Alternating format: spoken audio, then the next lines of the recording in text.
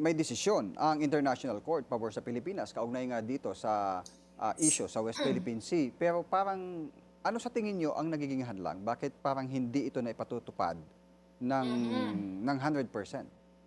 Tama po kayo, no? Actually, next year, ating isi-celebrate yung 10th year anniversary ng pagkapanalo natin sa ating arbitration under the UNCLOS, yung United Nations Conventions on the Law of the Sea. Sa ilalim ng batas na yon at dun sa arbitration, ay nanalo po tayo dun sa kasong sinampa natin laban sa China.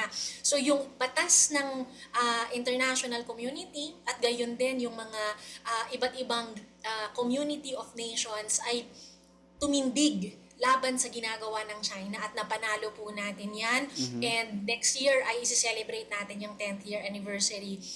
Pero alam po natin yung pagkapanalo, first step po yan. Ibig sabihin yung enforcement ng desisyon, kailangan po nating patuloy na siguraduhin mangyayari at magagawa po natin yan kung kasama rin natin ang international community na hindi lang pagsasabihan ng China, pero talagang through diplomatic means, i-exhaust natin para masiguradong sumunod naman ang China at hindi dapat siya feeling exception to the rule.